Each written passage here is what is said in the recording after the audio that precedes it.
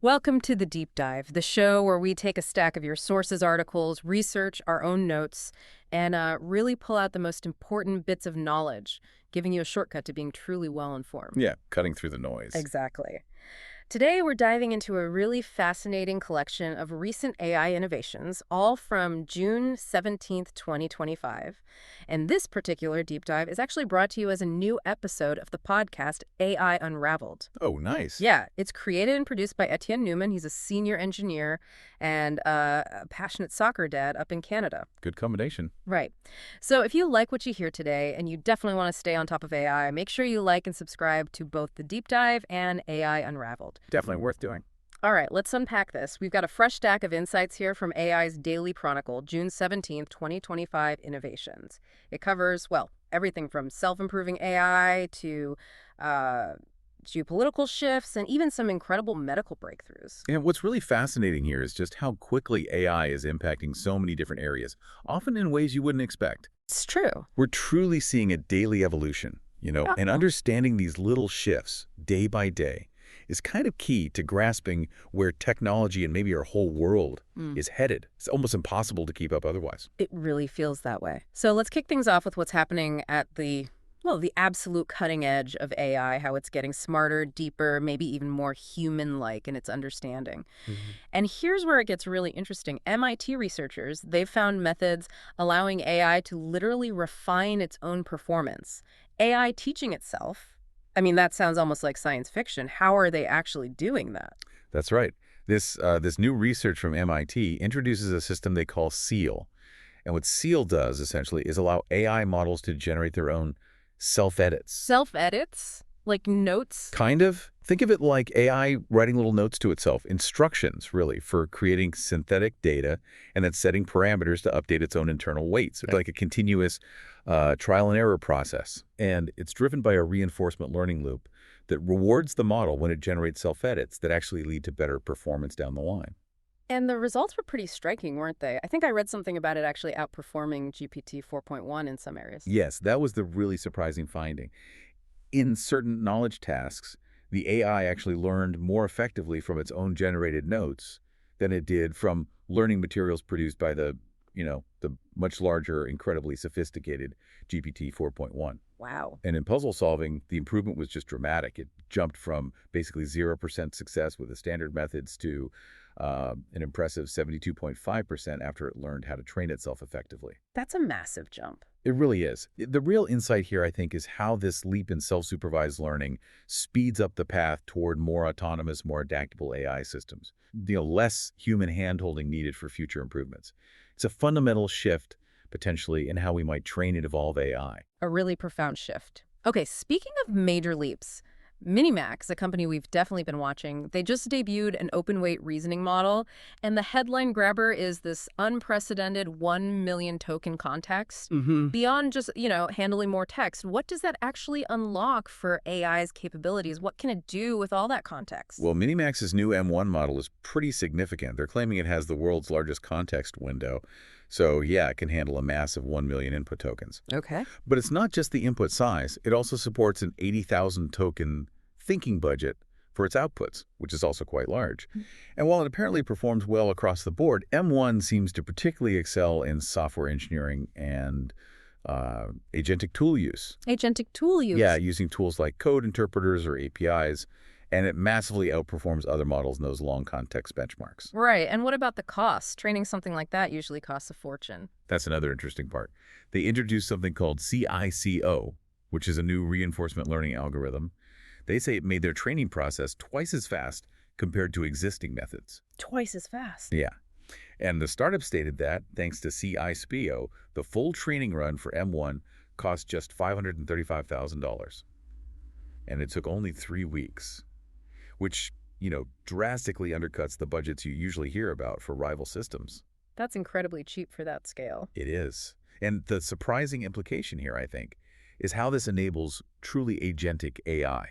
Models that can not just summarize vast amounts of info, but actually reason and act on really complex, multifaceted problems. They can move beyond simple task execution towards like intelligent problem solving across entire domains. So tackling things that might have needed whole teams before. Exactly. Sifting through mountains of data, Yeah. legal documents, research papers, technical manuals, you name it. It really sounds like understanding vast amounts of data, whether it's text or something else, is a kind of a recurring theme here. Yeah. What about AI's ability to actually see and interpret the visual world? Are we seeing similar breakthroughs there? Is it getting better at, understanding what it sees? We absolutely are. Mm. There's new research showing AI models are getting much closer to human-level visual reasoning.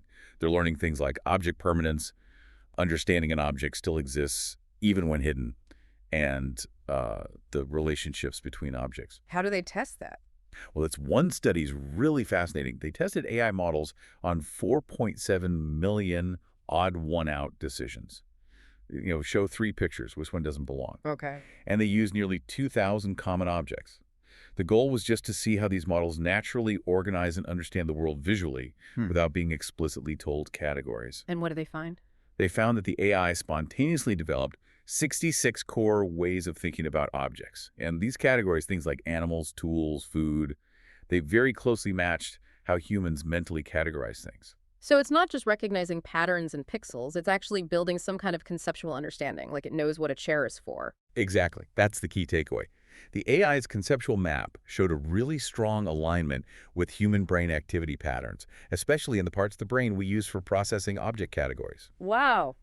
So this research suggests these AI models are building genuine internal concepts and meanings for objects, not just, memorizing patterns. That's a big leap. It really is. It's a leap toward truly embodied AI that can understand and interact with a physical world in a much more sophisticated way.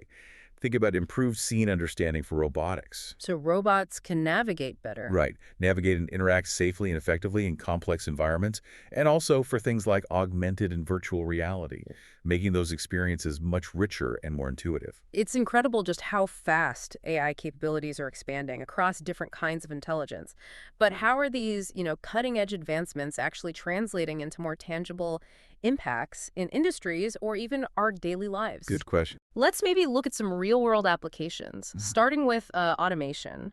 I saw a note about an $800 million boost for autonomous cleaning robots. And they're shifting to a subscription model. So my Roomba might start charging monthly soon. Huh. Maybe not your home one just yet. But yes, this indicates a pretty significant trend. Robot as a service, or ROS, is really taking off. For ROS. Okay. Securing $800 million to scale up autonomous cleaning robots, mainly for commercial spaces like offices, warehouses, airports. It shows these AI bots are becoming, viable, maybe even essential business tools for janitorial and maintenance operations. It's all about efficiency, I guess. Exactly. Operational efficiency through automation. And sticking with movement, Samsara's AI driver coaching software is apparently claiming significant reductions in commercial fleet accidents. That sounds like a huge safety win. Yes, Samsara's real-time AI driver coaching has reported some major safety improvements. It really highlights AI's proven value in logistics and transportation. Right. Well, it's worth noting that adoption hurdles, cost, integration, driver acceptance, they still remain challenges for widespread implementation, especially maybe for smaller trucking fleets. Right. Makes sense. Okay, so what about content creation and advertising? It feels like every platform is jumping on the AI bandwagon.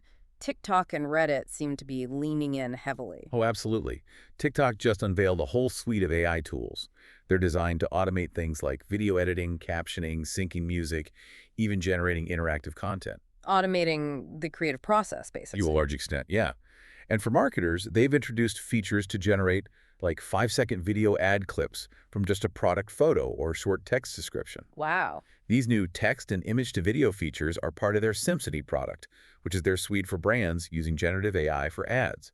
Plus, they've launched things called Symphony Digital Avatars and AI dubbing for global translations. Digital avatars, like AI presenters? Pretty much, yeah. Yep. Custom or stock avatars for branded content. And what about Reddit? What are they doing with AI? It's mainly ads there too, right? Precisely. Reddit has debuted new AI-powered ad optimization tools. These are aimed squarely at improving campaign targeting, helping advertisers generate better ad content, and boosting engagement metrics. So smarter ads on Reddit. Smarter, more contextually relevant ads, hopefully. Yeah. The implications here are pretty substantial. TikTok's tools could really redefine user creativity, maybe accelerate the dominance of AI-generated media online. Yeah, you can see that happening. And for Reddit, well, smarter ads are good for advertisers, but some might argue could come at the expense of, say, user privacy or maybe even content authenticity if AI-generated content starts flooding discussions. That's always the trade-off, isn't it? Yeah. If you're listening and you're curious about how these kinds of tools are actually built, or maybe you even want to build your own apps with AI and machine learning, you should remember Etienne Newman's AI Unraveled Builder's Toolkit. It's got a whole series of AI tutorial PDFs, guides for AI and machine learning certification, and even AI tutorial audios and videos. It's designed to help you actually start building with AI. Sounds like a great resource. Yeah, definitely check it out. You can find links to the toolkit right there in the show notes. Okay, let's broaden our view a bit. Let's explore the ripple effects of AI, shifting focus to the wider AI ecosystem. We're talking corporate partnerships, some interesting paradoxes, and the ethical stuff that's becoming more and more vital. Right. First up, the alliance between OpenAI and Microsoft. It was once seen as this powerhouse partnership, but now reports say tensions are escalating, maybe even reaching a boiling point. What's really going on there? What's the core issue? Yeah, this partnership, which has been so central to AI's recent boom, it definitely seems to be under strain. The core issues really boil down to differing visions, struggles over control, and, frankly, competing commercial interests. Like what specifically? Well, one of the latest flare-ups apparently revolves around OpenAI's reported $3 billion acquisition of a company called Windsurf. OpenAI reportedly wants to withhold the intellectual property from Microsoft. Why? Because Microsoft has its own rival product, GitHub Copilot, which competes directly. So it's a turf war, essentially. It sounds like it goes deeper than just one acquisition, though. Are we actually talking about a potential breakup of this power duo? It seems possible. OpenAI is reportedly considering what sources are calling the nuclear option, accusing Microsoft of anti-competitive behavior and pushing for a federal review of their whole partnership. Wow, that is nuclear. It is. Plus, Microsoft was apparently a key holdout in OpenAI's recent restructuring into a public benefit corporation. And OpenAI has also been actively trying to reduce its dependency on Microsoft. Look at their recent partnership with Google for cloud compute, announced just last week. So diversifying. Exactly. If this partnership really does unravel, the breakup could significantly reshape the entire enterprise AI market. It could force companies using their tech to pick sides, or at least seriously diversify their AI strategies. Big implications. Huge potential shift. And speaking of strategy and big implications, this raises another important question. Companies are pouring massive amounts of money into AI right now.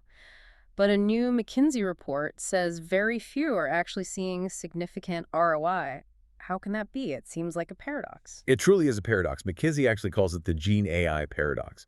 They found that nearly 80% of companies they surveyed are using generative AI technology in some form. Okay, so high adoption. Right. But a similar number, almost 80%, report almost no material impact on their earnings. Their bottom line hasn't really changed much because of AI, despite the investment. So why the disconnect? Are the tools not good enough? McKinsey suggests it's not necessarily the tools themselves. It's more that companies are largely using these general-purpose AI tools, think chatbots for customer service or summarizing documents. These things certainly make small improvements, maybe boost productivity slightly. But they're hard to measure? Exactly. They make improvements that are hard to quantify directly in dollars and cents on the balance sheet. And McKinsey argues the bigger issue is a failure to fundamentally rebuild business processes around AI agents. So not just plugging AI into old ways of doing things. Precisely. True success, they argue, requires enterprises to actually redesign their workflows, their org structures, to leverage AI strategically, rather than just inserting it into existing processes. So it's more of a leadership and change management challenge than a tech problem. That's what McKinsey concludes. It's primarily a leadership challenge. They're calling for companies to move beyond these broad, often unfocused experimentation phases and drive more strategic top-down transformations to really unlock AI's value. It requires rethinking how work gets done. That really highlights the need for, well, strategic understanding and practical application of AI, doesn't it? It's not just about playing with the tech. Not if you want real business impact. And you know, if you're looking to truly leverage AI in your own career and move beyond just experimentation, getting certified can be a real game changer. It shows you have that deeper practical understanding. Good point. And Etienne Newman's AI Cert Prep books are designed exactly for that.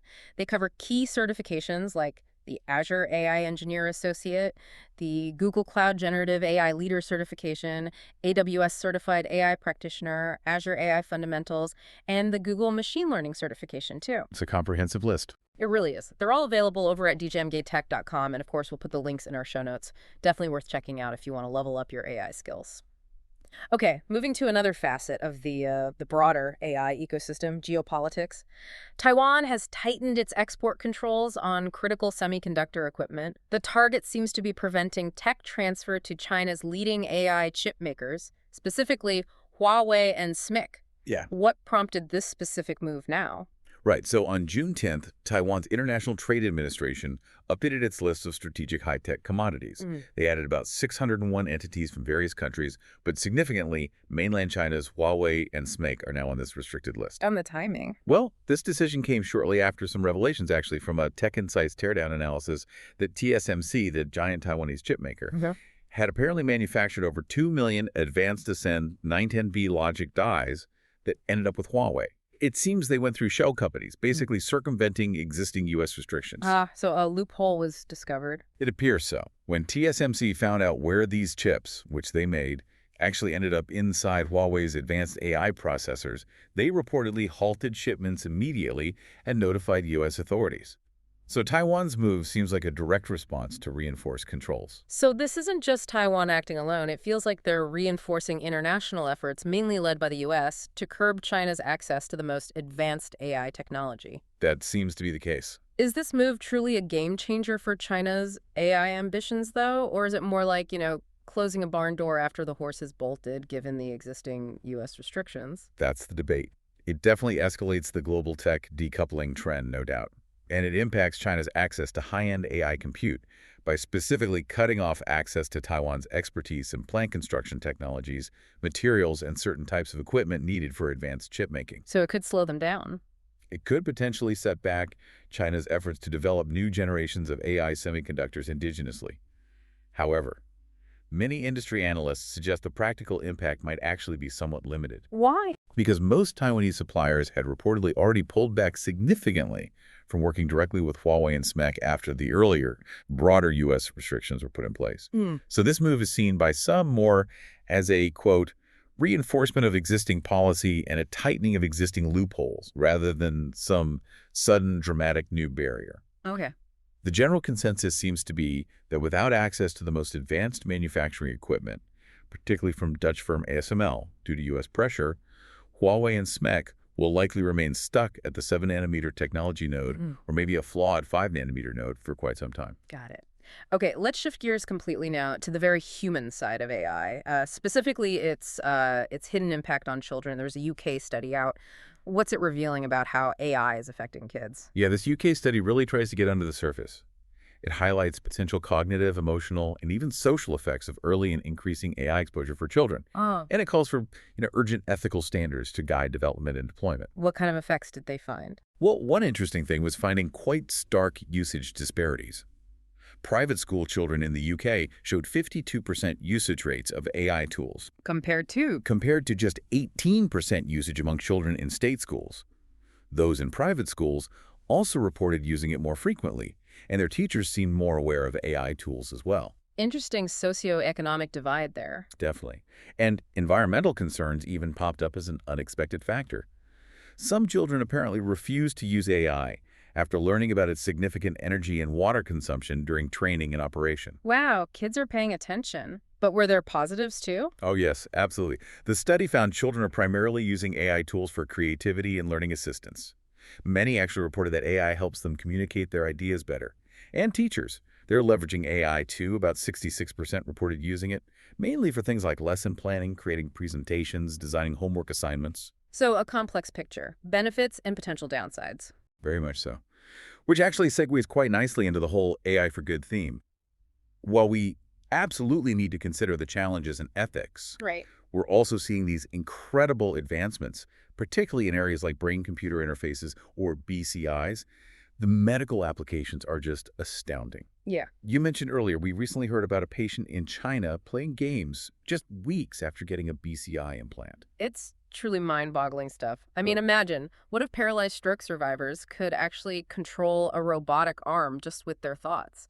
Or maybe autistic children could engage in therapy through games they control with their mind? Well, these possibilities are rapidly becoming reality. Hmm. Researchers are developing BCI systems that can read electrical brain activity, often just through electrodes placed on the scalp, non-invasively. Okay. And then they use AI algorithms to translate those brain signals into commands for external devices, computers, robotic limbs, wheelchairs, games. How does that work exactly? It's essentially a closed-loop system.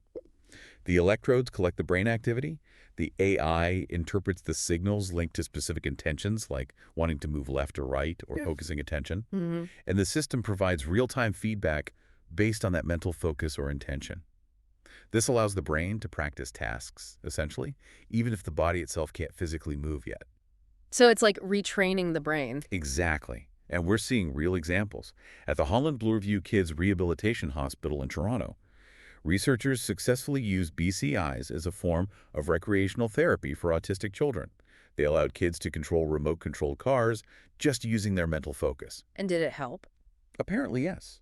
The program helped improve attention spans and engagement, often without the stress sometimes associated with more traditional therapy interventions.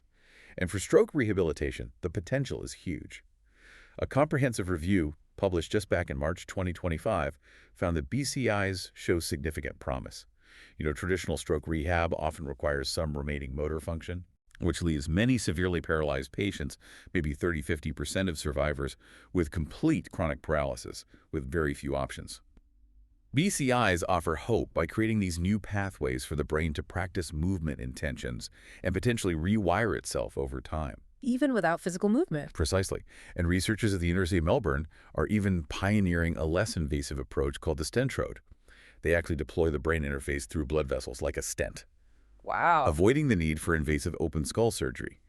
This device effectively remains invisible to the brain tissue, reducing rejection risk, while still enabling that direct neural control of external devices. It's incredible potential. What an absolutely incredible journey we've taken today. Just looking at one day's worth of AI news, we've gone from AI learning to teach itself to massive corporate partnerships, potentially fracturing geopolitical tech tensions. Then we saw AI cleaning robots becoming a service, new creative tools flooding social media, and then shifted to the really profound human impact, from studies on our kids to these life-changing medical devices like brain-computer interfaces. Yeah, the breadth is staggering. It really is. It's just so clear that AI isn't some far-off future concept anymore. It's here, it's evolving literally daily, and it's impacting pretty much every facet of our lives. And, this really raises an important question for everyone listening. As AI permeates our daily news, our social feeds, our workplaces, our homes, Right. how do we as individuals and maybe as a whole society ensure we're not just passive consumers of this powerful technology? Right. How do we become informed participants who are actively shaping its ethical development and making sure it's deployed beneficially? It's a challenge we all kind of share, I think. That's a really crucial point for all of us to think about. And, to truly keep pace with these incredibly rapid changes and maybe even become a builder or a strategic leader in the AI space yourself. Remember to check out Etienne Newman's resources we mentioned. There's the AI Unraveled Builder's Toolkit for hands-on learning and his comprehensive AI certification prep books over at djnkit.com. Great resources for taking that next step. Absolutely. They can really help you get certified in AI, covering things like Azure AI Engineer, Google Cloud Generative AI Leader, AWS AI Practitioner, Azure AI Fundamentals, Google Machine Learning, seriously boosting your career. All the links, as always, are right there in the show notes. Thank you so much for joining us on this deep dive. Until the next one, stay curious and keep learning.